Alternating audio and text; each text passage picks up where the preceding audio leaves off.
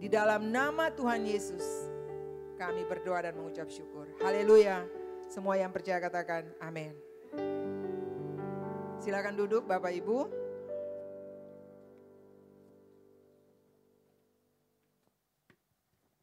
Ya, shalom Bapak Ibu. Puji Tuhan karena saya percaya kalau kita bisa datang di tempat ini, tinggalkan semua kesibukan kita, pekerjaan kita, benar gak ya? Itu hanya karena Tuhan yang menarik saudara dan saya. Kalau tidak mungkin ada di tempat ini.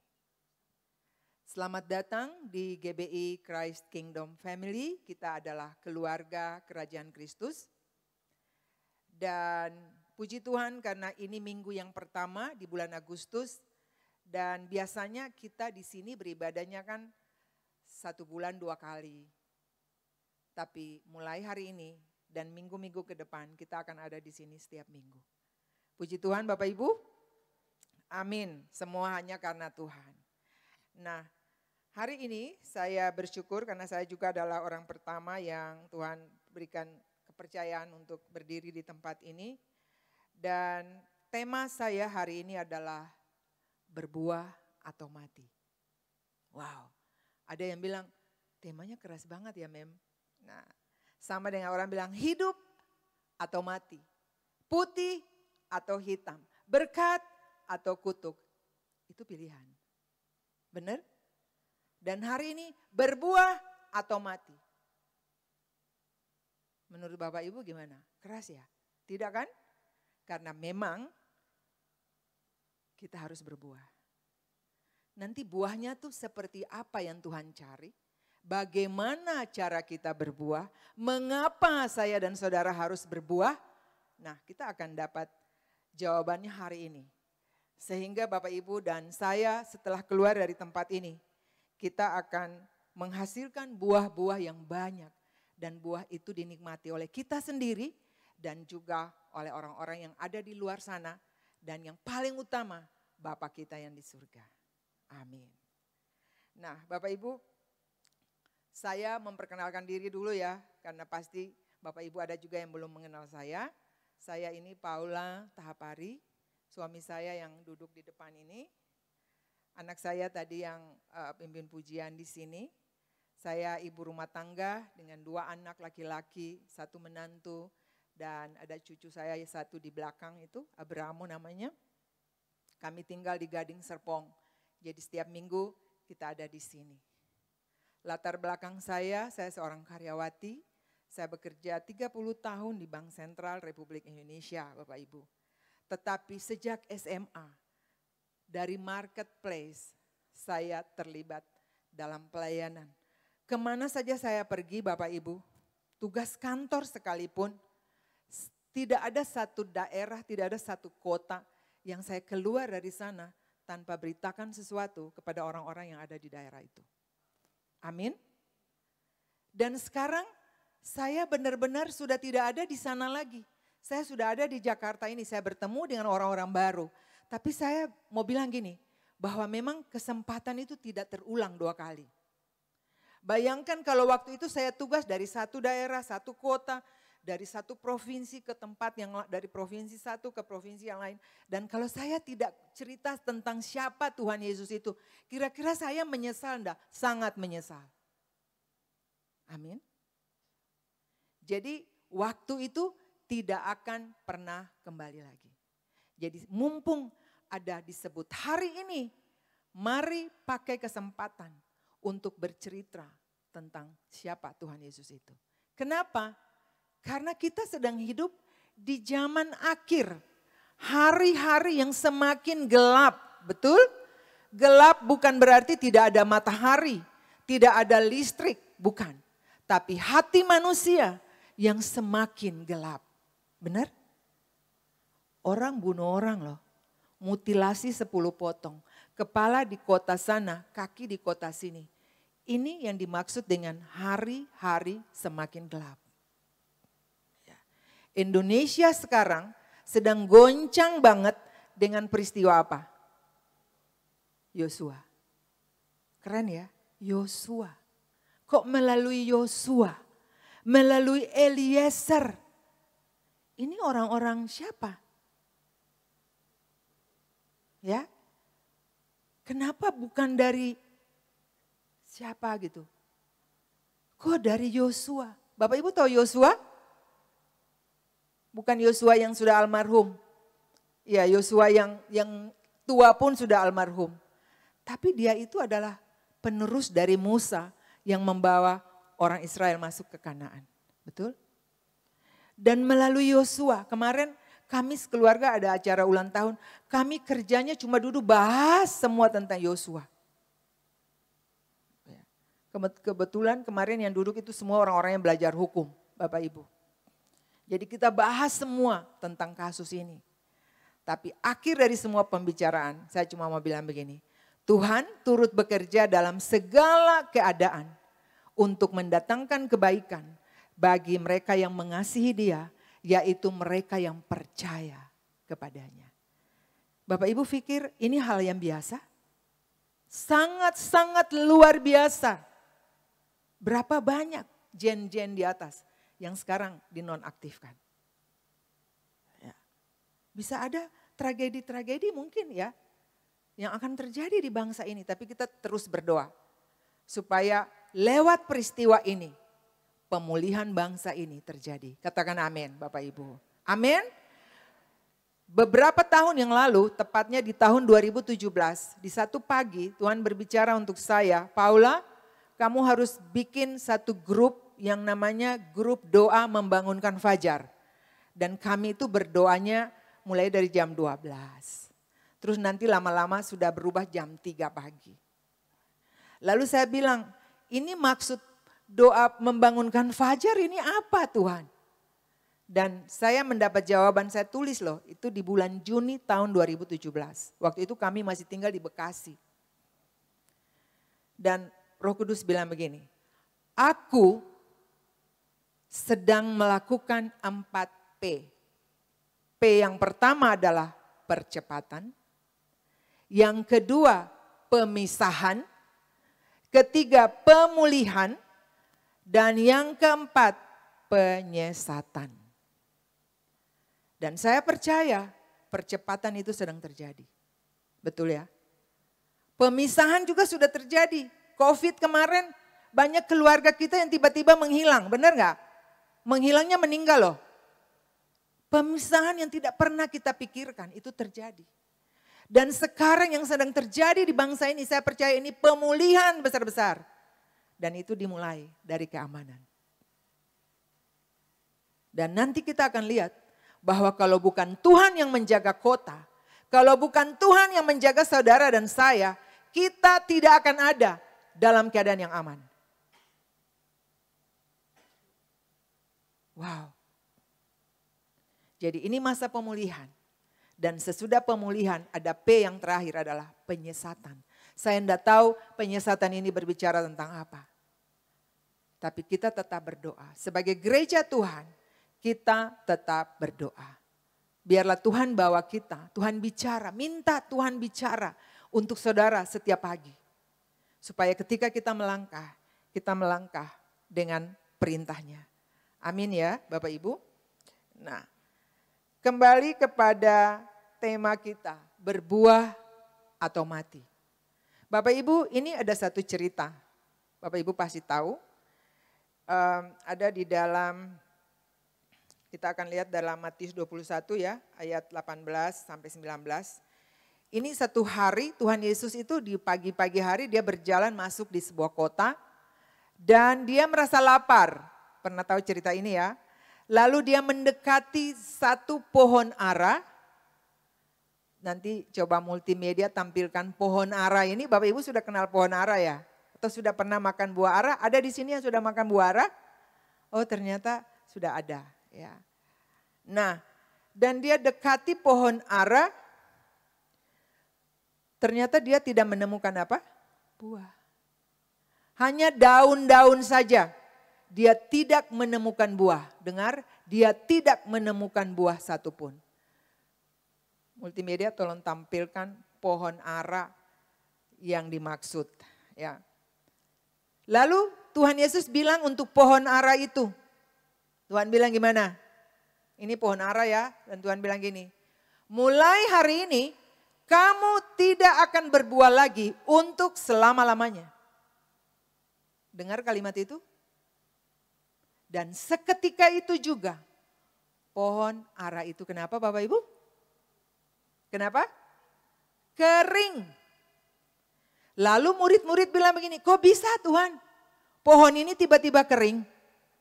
Lalu Tuhan bilang begini, kalau kamu percaya kepadaku dan tidak bimbang, kamu bisa melakukan seperti yang aku perbuat terhadap pohon ara ini. Wow, keren gak? Jadi Tuhan sedang mendemonstrasikan kuasanya bahwa kalau kita percaya kepada Tuhan dan tidak bimbang, kita pun bisa bilang kepada gunung ini, pindah ke laut. Maka dia akan pindah ke laut. Dan apa saja yang kamu minta dalam nama Tuhan, kamu akan menerimanya. Keren ya Bapak Ibu, janji Tuhan tuh bagus-bagus sekali loh. Makanya rugi sekali kalau kita tidak setiap hari membaca firman Tuhan. Itu tadi ada di dalam Matius 21 ayat 18 sampai dengan 19 ya. Tetapi makna dari pohon ara yang kering ini juga adalah sebagai simbol bagaimana Tuhan marah kepada bangsa Israel. Karena ceritanya pada waktu Tuhan sebelum dia menemukan pohon ara ini, dia tuh baru masuk di bait Allah. Lalu Bapak Ibu ingat cerita orang-orang berdagang burung-burung di sana, orang tukar uang di halaman bait Allah itu. Lalu Tuhan masuk, terus Tuhan ngapain? Tuhan balik semua meja-meja itu dan Tuhan sangat marah dan Tuhan bilang, "Rumahku kamu jadikan sarang penyamun." Rumahku itu adalah rumah doa. Amin. Nah, jadi dari peristiwa dia marah itu, lalu berjalanlah dia ke Betania itu, lalu bertemu dengan pohon ara ini. Dan pohon ara ini juga tidak berbuah padahal dia lagi lapar. Maka perkataan itu keluar, mulai hari ini kamu tidak akan berbuah lagi.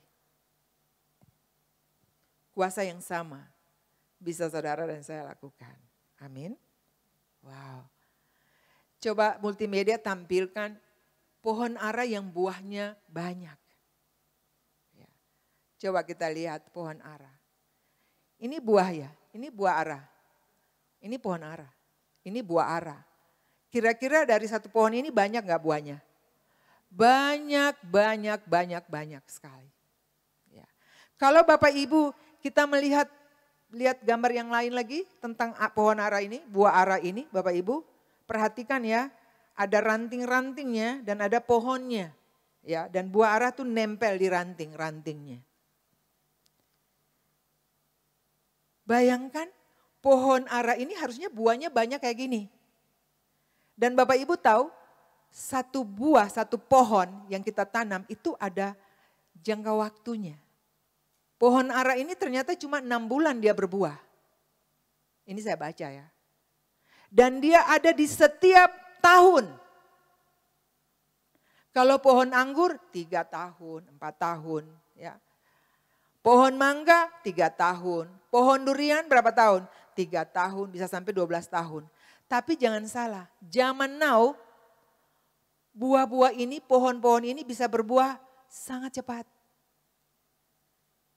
Betul? Karena apa? Kemajuan teknologi di bidang pertanian. Orang kasih pupuk yang berlebihan. Sayur-sayur yang kita makan tuh pestisidanya banyak banget. Saya pernah ikut survei itu Bapak Ibu. Jadi ibu-ibu, mak-mak kalau beli sayur dari pasar jangan langsung masak. Rendam paling tidak setengah jam supaya pupuknya larut. Kenapa? Karena ada petani yang dia pada waktu mau panen, dia masih kasih pupuk. Lalu bayangkan masuk ke pasar terus kita beli terus kita langsung masak. Kadang-kadang kalau tumis kangkung warnanya hitam ya buang. Ya, karena itu kelebihan pestisida. Sama dengan buah-buah. Sama dengan ikan-ikan yang kita makan di pasar. Benar gak? Beli di pasar. Semua sudah dengan teknologi yang sangat untuk cepat. Supaya ayam besar, supaya kambing besar. Benar gak? Supaya buah matang, buah kuning. Ini kita sedang hidup di dalam dunia yang wow. Makanya sekarang banyak orang sakit lambung. Karena sebenarnya kelebihan pestisida. Ya. Kebetulan saya belajar sedikit Bapak Ibu. Jadi ada tahu-tahu sedikit. Nah, jadi sayur-sayur kalau beli di pasar pun juga jangan langsung masak ya. Mak-mak harus rendam dulu, ya cuci bersih. Karena itu banyak banget pupuk-pupuk yang kita makan. Nah, pada waktu kita melihat pohon buah-buah yang berbuah tadi. Coba ada buah anggur enggak dari multimedia bisa tampilkan buah anggur. Coba kita lihat buah-buah yang berbuah banyak ini. Kalau Bapak Ibu lihat buah-buah yang berbuah banyak ini, kira-kira Bapak Ibu rasanya gimana? Pasti senang, benar enggak? Pasti senang. Kalau tidak berbuah kira-kira gimana? Kecewa. Kok saya kasih pupuk kamu tiap hari? Saya kasih nutrisi, saya jaga kamu dari hama, saya beli tanah, saya timbun semua. Kenapa kamu tidak berbuah? Pasti saya kecewa. Tapi kalau berbuah, coba Bapak Ibu lihat, ini anggur bagus banget. Warna-warni lagi. Hijau, merah, hitam. Berbuahnya banyak banget. Nah, Tuhan tuh mau kita berbuah banyak seperti ini. Pada waktu kita berbuah Bapak Ibu, pada waktu kita berbuah, kita yang tanam pohon itu, pasti kita juga senang. Kita bangga ya, karena pohon berbuah. Banyak lagi. Waktu orang lewat di depan lihat pohon kita yang berbuah banyak itu, kira-kira orang bilang apa? Pasti orang juga lihat, pasti dia amati. Ih gila, ibu itu pohonnya buahnya banyak banget. Kira-kira dia cuma lihat terus dia ngomel begitu atau dia juga pengen untuk makan. Buah di pasar itu kalau enak manis berapapun harganya orang beli. Saya punya cerita Bapak Ibu. Di depan rumah kami itu ada pohon nangka, ada pohon mangga. Ini rumah di Ambon ya, di rumah papa saya. Dia hobi tanam buah pohon. Mangga itu kalau berbuah, mangga aromanis ini bisa 400-500 buah loh. Di satu pohon itu. Banyak sekali buahnya. Dan kalau berbuah kita bagi ke tetangga. Tapi dari belakang ini buahnya hilang dari pohon. Karena apa? Dicuri orang. Lalu satu ketika Bapak Ibu, pimpinan saya waktu itu saya masih kerja. Di rumah pimpinan saya itu depan jalan. Kalau yang dari Ambon itu di depan RRI. Itu ada rumah pimpinan saya di situ. Itu setiap malam buah mangganya tuh hilang. Buah mangga yang orang bilang buah mangga apa? Mangga gole itu, mangga yang panjang-panjang itu. Itu setiap malam ada saja buahnya yang hilang. Lalu satu ketika pimpinan saya ini dia pikir saya harus cari tahu ini. Ini siapa yang suka ambil nih. Lalu pas orang datang, ini kan pasti maling kan. Dia pas naik pohon, ini nyong sudah duduk manis-manis di atas pohon. Lalu bos saya ini keluar bawa tas plastik merah yang gede. Terus dia bilang gini, nyong, ini tas, kasih masuk di dalam tas. Apa yang terjadi? Kalau Bapak Ibu ada di atas pohon situ, kira-kira ketangkap begitu bagaimana? Ayo Sera. Wow, ternyata orang ini dia punya rasa malu tinggi sekali.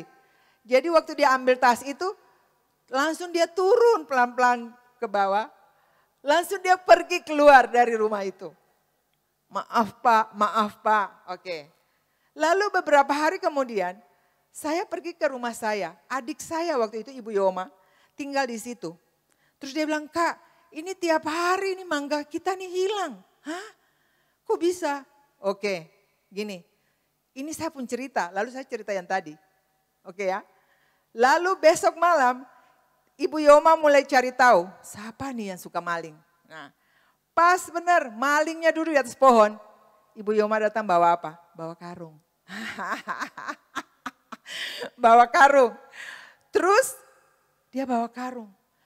Ternyata Bapak Ibu, Dia isi karungnya penuh, dia pergi dengan mangga 1 karung. Wow, terus saya bilang, terus? Ya kita nggak dapat apa-apa. Kok bisa? Ya soalnya kita enggak perhatikan, kita pikir dia mungkin malu seperti yang tadi.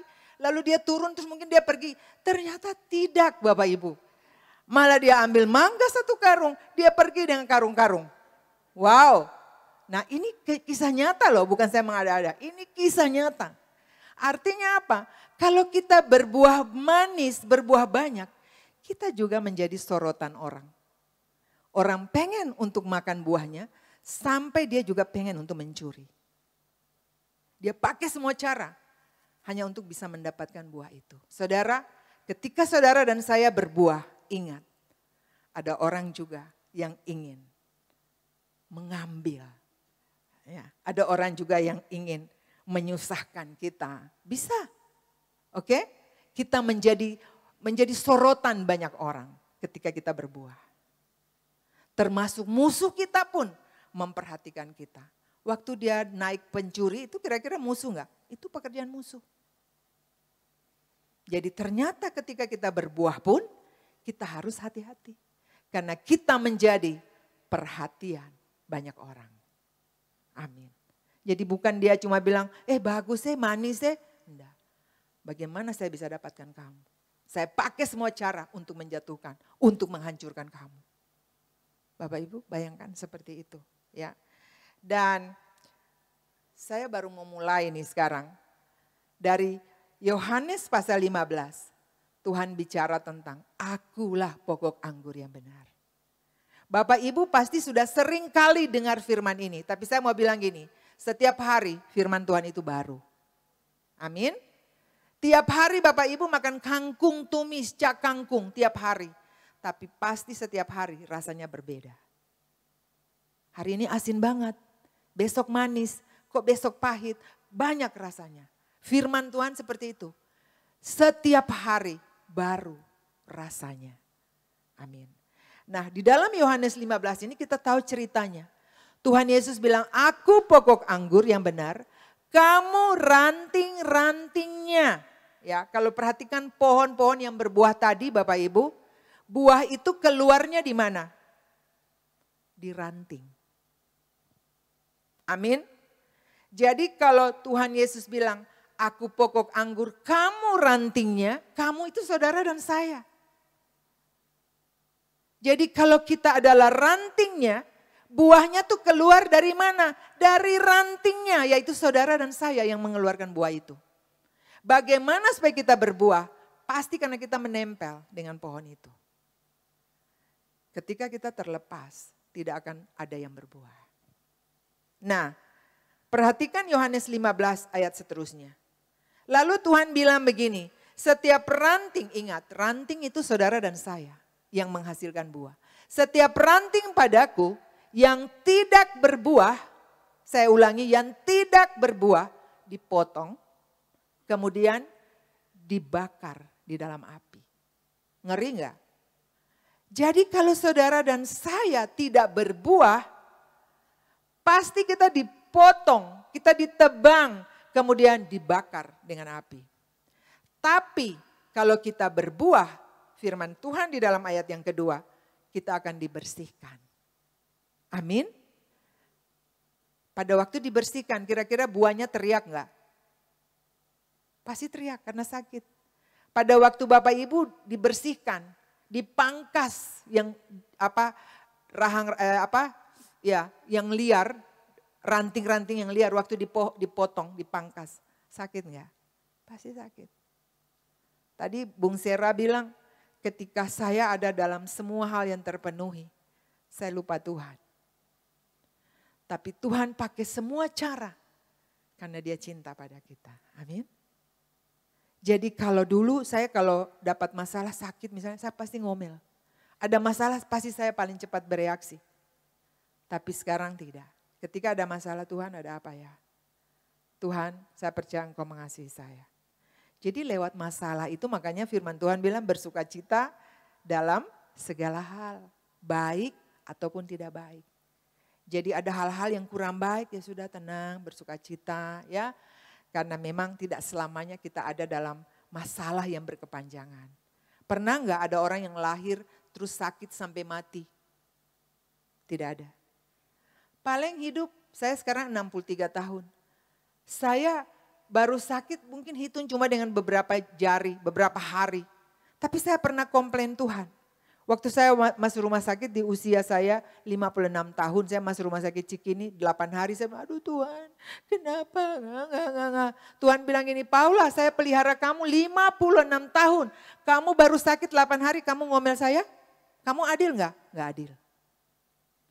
Jadi coba bayangkan 56 tahun saya hidup sehat walafiat, bisa bekerja aktif, terus sakit cuma 8 hari terus ngomel. Saudara, tidak ada orang yang sakit sampai mati. Kalaupun sampai mati, ya mungkin karena memang penyakitnya. Dan itu pun baru mungkin 2 tahun terakhir atau 3 tahun terakhir. Benar gak? Benar. Karena dia tidak mungkin dari kecil lahir lalu sakit sampai terus pulang sakit. Tidak mungkin. Atau ada masalah dengan apa gitu ya sampai berakhir. Tidak mungkin. Tapi kalau itu terjadi karena Tuhan mengasihi saudara dan saya. Amin.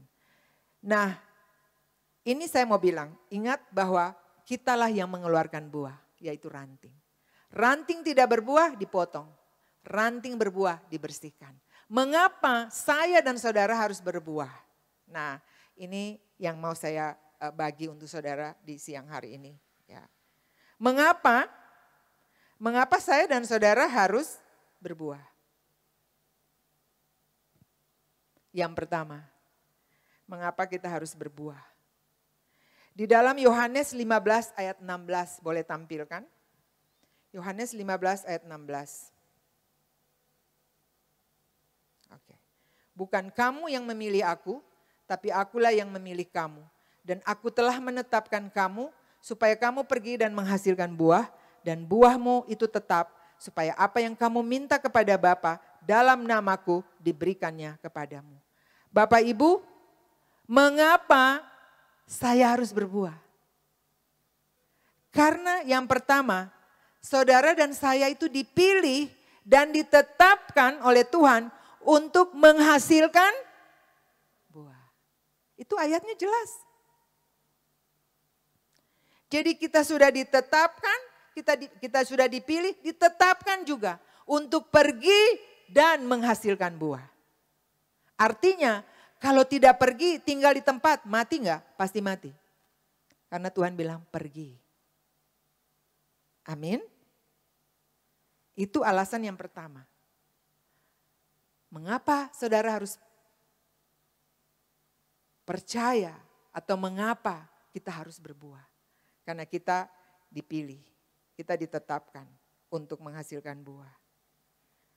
Yang kedua, supaya apa saja, ini keren banget. Kalau Bapak Ibu ada punya catatan, ada notes bisa dicatat. Ya, supaya kalau waktu sharing ke orang lain bisa berbagi. Mengapa ya saya harus berbuah?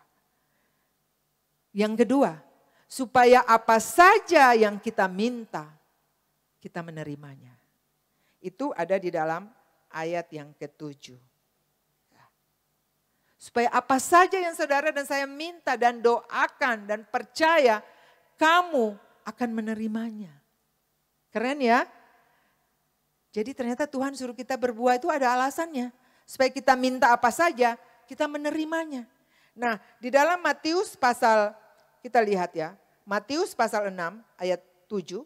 Kan kita lihat, mintalah, ada kan ayatnya Bapak Ibu hafal. Mintalah, carilah, ketuklah maka pintu akan dibukakan, betul?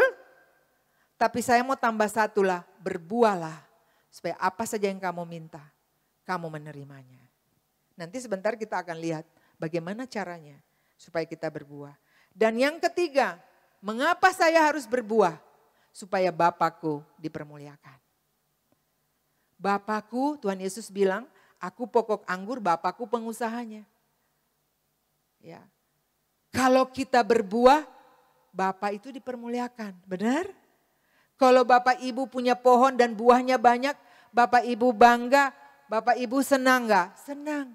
Karena buah itu kemudian juga kalau kita jual itu menghasilkan untuk kita. Wow. Supaya waktu orang melihat buah-buah yang kita hasilkan, nama Tuhan dipermuliakan. Orang bilang, ih memang anak itu dulunya kacau balau itu, berantakan hidupnya. Tapi sekarang dia berbeda loh. Dia berubah. Ya, ada buah-buah pertobatan. Dan itu yang ketiga Bapak Ibu ya. Jadi supaya Bapakku dipermuliakan. Dan yang keempat bilang itu ada di dalam ayat 8.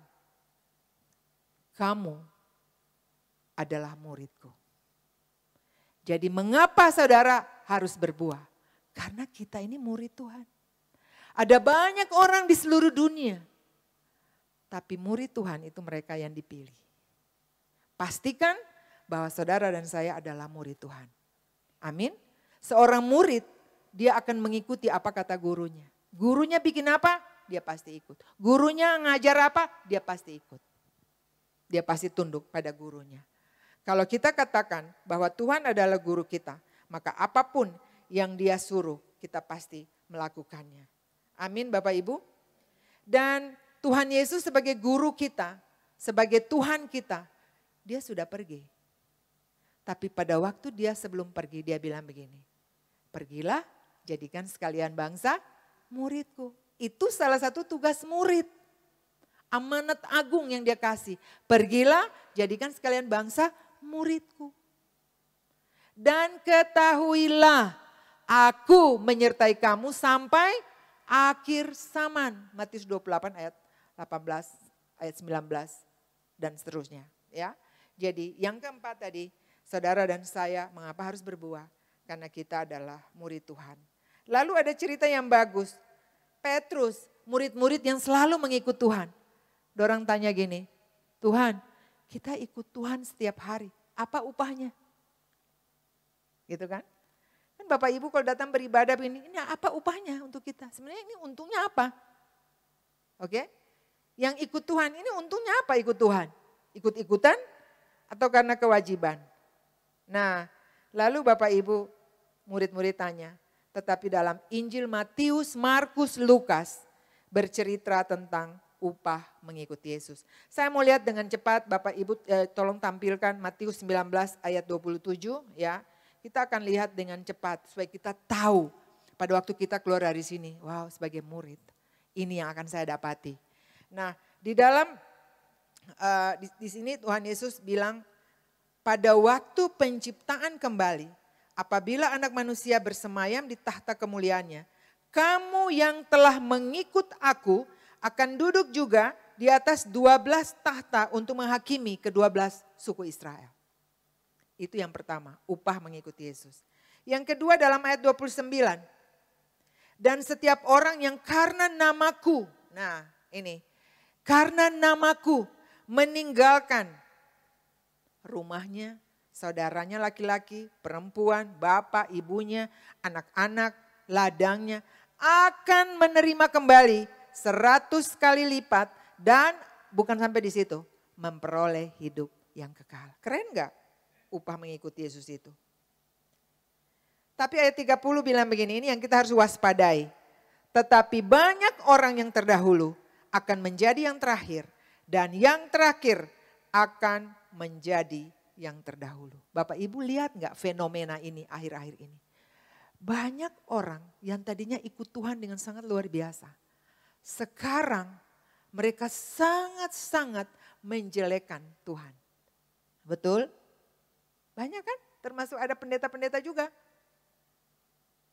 Masuk di aliran lain dan menjelekkan semua tentang pelajaran kekristenan. Tetapi mari lihat yang berikut. Orang yang tadinya tidak mengenal Yesus, yang menolak Yesus. Banyak yang ada di penjara karena Injil. Jadi jangan sampai kita yang sudah lahir potong pusa dengan Kristen. Tetapi ternyata pada akhirnya kita menjadi yang terkemudian.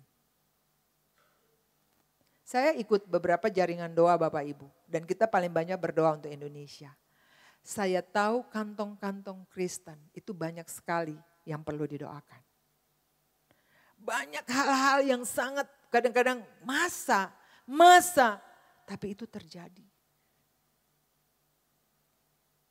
Jadi hati-hati kita yang sudah terlebih dahulu kenal Yesus. Jangan sampai kita kehilangan hidup yang kekal. Karena ternyata upah mengikuti Yesus itu banyak banget. Pak Luther sering katakan, saya ingat, kalau mengikut Tuhan itu atau melayani pekerjaan Tuhan itu, kita akan mendapat 5 hal. Kita dilindungi, kita diberkati, kita mendapat kingdom supply, kita dipromosi oleh Tuhan, kita diberi kuasa dari surga. Banyak banget janji-janjinya untuk saudara dan saya. Pertanyaan saya, apa buah-buah yang Bapak Ibu sudah hasilkan sampai hari ini? Sudah berapa banyak buah, sudah berapa banyak jiwa yang kita bawa untuk Tuhan? Sudah berapa banyak orang yang kita cerita tentang kebaikan Tuhan untuk mereka? Bapak Ibu bisa renungkan aja kira-kira apa.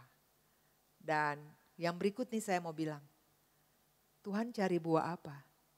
Atau buah apa yang Tuhan cari dari saudara dan saya? Bapak Ibu tahu nggak? Buah apa yang Tuhan cari? Apa Tuhan cari buah durian dari kita? Buah mangga? Tadi Tuhan cari itu secara fisik ya. Tetapi secara spiritual. Buah yang Tuhan cari hari-hari ini. Yang pertama adalah buah pertobatan. Katakan buah pertobatan. Tuhan cari buah pertobatan. Bapak Ibu tahu, kita ini dahulu orang-orang yang terhilang. Kita hidup dalam kegelapan. Betul? Semua buah-buah daging kita lakukan. Galatia 5 ayat 19 sampai 22 kita baca. Kita hidup dalam apa? Penyembahan berhala. Masih ada di sini yang masih menyembah berhala? Ada? Sihir, kedengkian, kemabukan, pesta pora. Ada di sini Pak Roland? Ada di sini yang masih marah-marah sampai hari ini? Ada di sini yang suka gosip, hanya perhatikan orang lain? Ada? Tidak ada ya? Saya doakan tidak ada di tempat ini. Kalau ada, pakai baju apa ya? Kelihatannya semua tegang-tegang ya. Ada apa ya? Saya bicaranya seperti apa ya? Kelihatannya semua tegang-tegang. Tapi saya percaya saudara menyimak. Amin. Nah, buah pertobatan yang Tuhan cari. Kita hidup dulu dalam kacau balau. Karena satu orang yang namanya Adam dan Eva, semua dunia ada di bawah hukum dosa. Betul? Dan upah dosa adalah maut. Upah dosa tidak main-main loh, maut. Ya. Dan upah dosa ialah maut. Tapi karena kasih karunia Tuhan, kita ada sampai hari ini. Jadi di dalam ayat 8 dari Lukas 3, jadi hasilkanlah buah-buah yang sesuai dengan pertobatan. Ayat 9 bilang, pohon yang tidak menghasilkan buah yang baik akan ditebang dan dibuang dalam api. Buah pertobatan itu seperti apa? Saya kasih contoh satu orang saja ya Bapak Ibu, biar kita paham. Buah pertobatan kita kasih contoh Sakeus.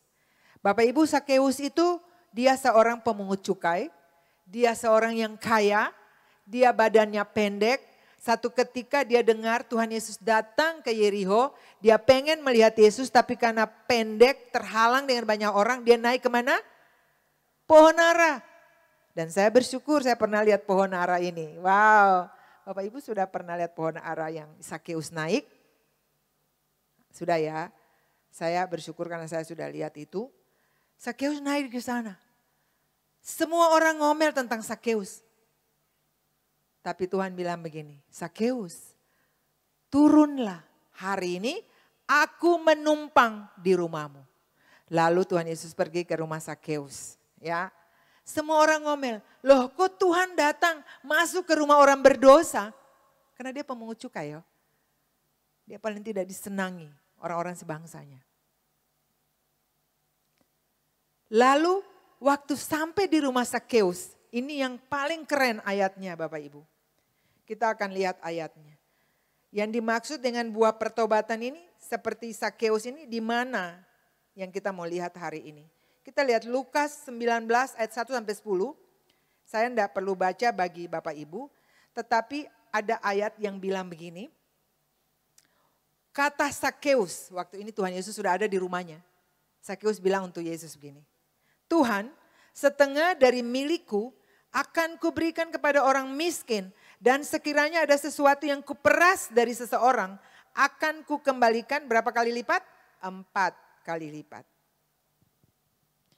Pada waktu dia bertemu dengan Yesus, matanya terbuka, dia melihat kesalahannya.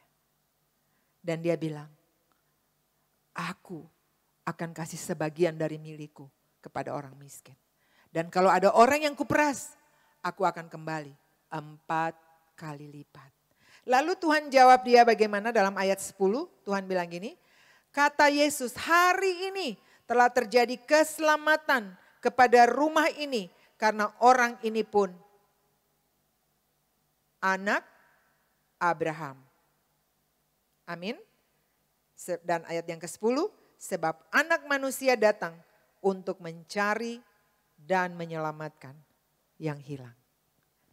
Bapak Ibu, waktu Sakeus ketemu Tuhan, dia sadar bahwa dia adalah orang berdosa. Amin. Dia mengakui bahwa saya sudah begini, saya sudah begini. Lalu Tuhan bilang begini, hari ini terjadi keselamatan pada rumah ini. Karena kamu juga adalah anak Abraham. Bapak Ibu perhatikan kata hari ini telah terjadi keselamatan pada rumah ini. Artinya bukan Tuhan selamatkan hanya Sakeus. Tapi satu rumahnya diselamatkan oleh Tuhan. Makanya kita sering dengar kan, kalau satu orang sungguh-sungguh, satu orang bertemu Tuhan, seisi rumahnya mengalami pertolongan Tuhan. Amin. Pastikan karena Bapak Ibu ada di dalam rumah itu. Bapak Ibu yang telah mengalami pertobatan itu. Seisi rumahmu, seisi keluargamu, seisi kampungmu mengalami Tuhan secara luar biasa. Amin. Jangan sampai kita tidak menjadi sesuatu untuk lingkungan kita. Wow, keren. Itu yang dimaksud dengan buah pertobatan. Jadi ketika kita ketemu dengan Tuhan. Kalau hari ini saudara juga ketemu Tuhan. Saudara merasakan ada Tuhan di dalam hidup saudara. Saudara bisa bilang, Tuhan, ya saya ini sudah begini. Saya nih begini, ampuni saya. Amin. Dan saudara lihat pemulihan itu akan terjadi dalam hidup saudara. Dan buah yang kedua, saya cuma kasih 2 buah. Buah yang namanya buah roh. Wow, Bapak Ibu pernah dengar buah roh? Pernah gak?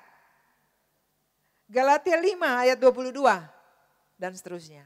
Coba lihat, buah roh itu apa? Kasih, sukacita, damai sejahtera, kebaikan, kesabaran, kemurahan, kesetiaan, kelemah lembutan, penguasaan diri. Ada 9 buah roh. Bapak Ibu ada yang mana? Bapak Ibu ini punya buah yang mana? Jadi Bapak Ibu ini tidak berbicara tentang buah pepaya, ya, buah durian.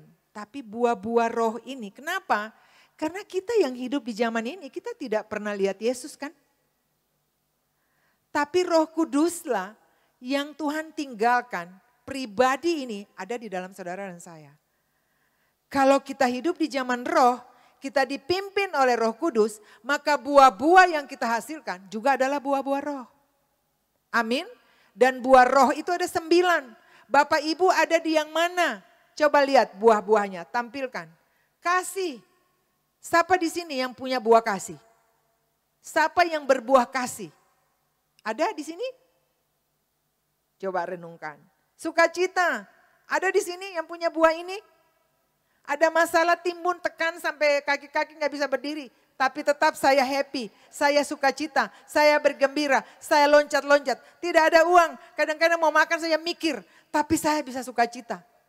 Ada di sini? Ada di sini? Coba angkat tangannya.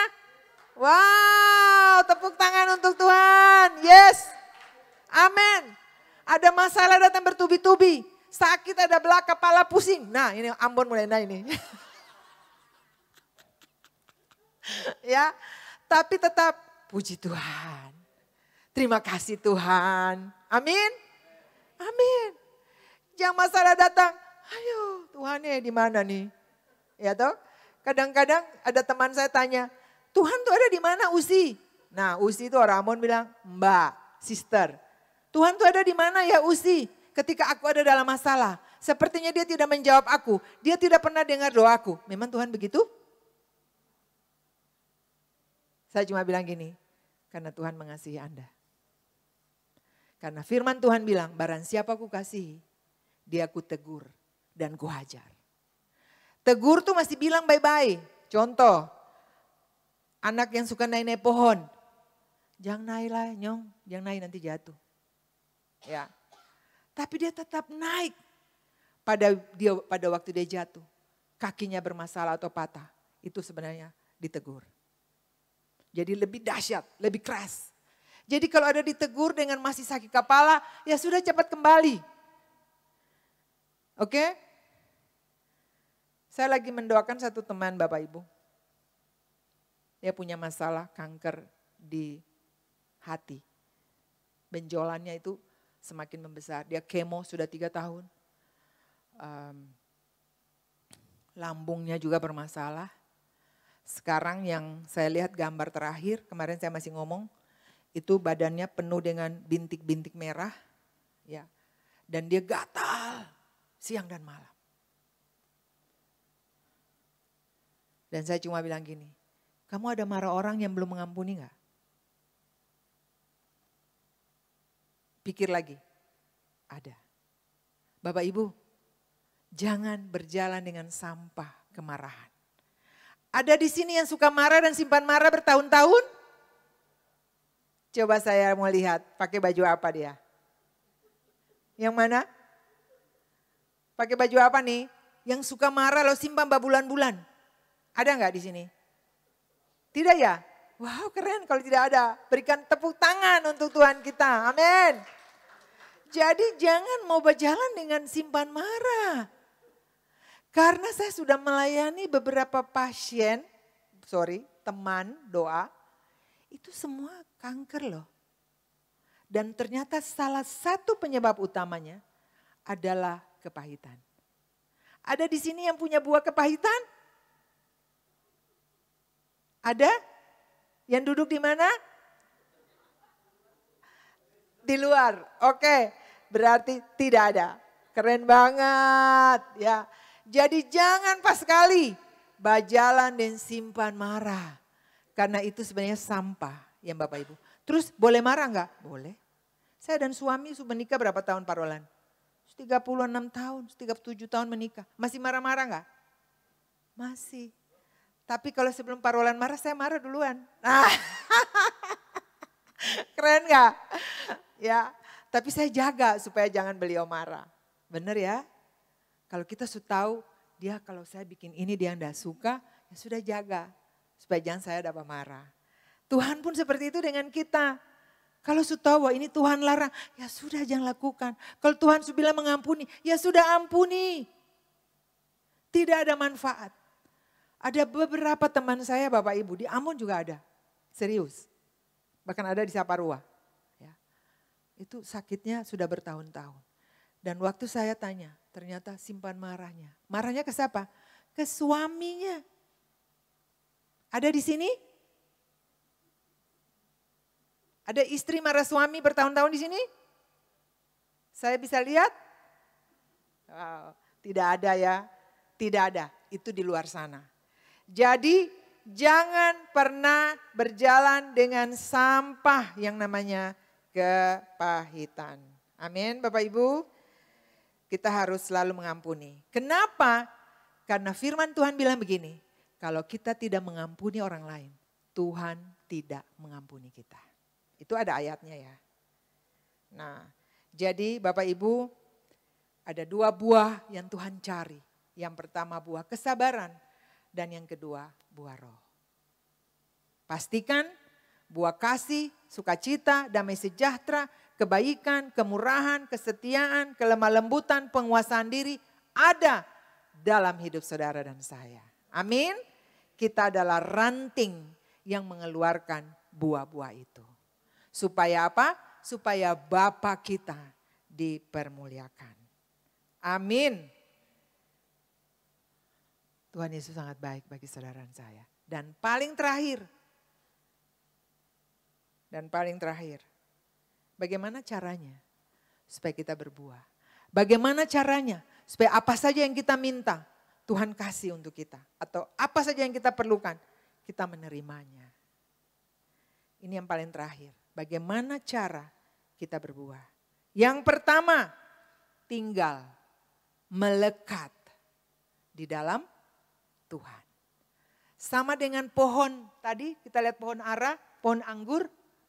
Ranting itu dia harus menempel dengan pohonnya. Karena ranting itu mendapat makanan, mendapat nutrisi, mendapat antioksidan itu dari pohon. Jadi kita sebagai ranting tidak akan berbuah kalau kita tidak nempel pada pohon itu. Kita pasti mati Bapak Ibu. Jadi yang pertama, tinggal di dalam Kristus, nempel, melekat erat-erat. Apalagi zaman susah di zaman now ini Bapak Ibu. Kalau kita jauh dari Tuhan. Pastikan masalah datang. Kita langsung oleng Bapak Ibu. Pasti pusing, sempoyongan. Saya punya banyak masalah loh. Tapi dulu saya berdoanya kurang. Sekarang saya bisa 5 kali, 7 kali. Setiap ada masalah lari ke Tuhan. Setiap ada masalah datang ke Tuhan. Kenapa? Karena saya tahu hanya Tuhan yang bisa menolong saya. Nanti orang-orang bantu, itu belakangan. Tapi Tuhan bisa berbicara untuk banyak orang. Untuk menolong saudara dan saya. Amin. Jadi jangan cari orang dulu, cari sumber dulu. Cari Tuhan, nanti Tuhan bicara. Tuhan akan tergerak. Oh iya. Amin. Bapak Ibu, jadi yang pertama adalah tinggal di dalam Kristus. Firman Tuhan tadi bilang, kalau kita melekat, apa saja yang kita minta, pasti kita dapat. Yang kedua, bagaimana supaya berbuah? Siap dibersihkan, siap dipangkas. Saya pernah lihat pengusaha cabai Bapak Ibu, itu cabainya banyak banget. Semuanya merah, beribu-ribu pohon dia tanam. Tapi untuk berbuah, dia pangkas semua ranting-ranting yang liar sampai bersih. Dan ternyata itu supaya apa? Supaya buahnya tambah banyak. Ya. Pada waktu saudara dipangkas, sakit enggak? Sakit. Dicubit sedikit sakit enggak? Sakit. Dipangkas itu bisa melalui masalah-masalah kehidupan. Proses-proses kehidupan. Jadi kalau saudara merasa sakit, ada air mata, ada pikiran, ada stres, oh saya lagi dipangkas ini. Kayaknya saya lagi disayat ini, saya lagi dikerok ini. Supaya apa? Saya menghasilkan buah banyak. Jadi kalau ada masalah, tenang saja Bapak Ibu ya. Lari ke Tuhan, melekat lebih lagi dengan dia. Dan yang ketiga, tetap dalam wadah. Tetap ada dalam komunitas. Orang-orang yang punya visi dan misi yang sama. Ada dalam komunitas orang-orang yang cinta Tuhan. Seperti ini adalah komunitas. Amin. Kalau ada masalah, kita ada dalam komunitas, pasti kita akan bisa saling mendengar. Paling tidak. Nanti memberi oke, tapi kita dengar dulu, beta masalah, saya ini ada masalah ini. Saya ada masalah ini loh sis, bro, bantu saya doa ya. Itu keren gak? Keren. Karena orang sakit, orang stres itu kita doakan saja tuh dia sudah senang. Apalagi kalau nanti kita kasih uang. Atau kita beli obatnya, benar? Jadi pastikan bahwa untuk kita tetap berbuah, kita harus ada dalam komunitas orang-orang yang cinta Tuhan. Amin. Tuhan Yesus memberkati Bapak, Ibu, Saudara. Berikan kemuliaan bagi Tuhan kita. Dia Tuhan yang setia, Dia Tuhan yang mau kita tetap berbuah. Haleluya.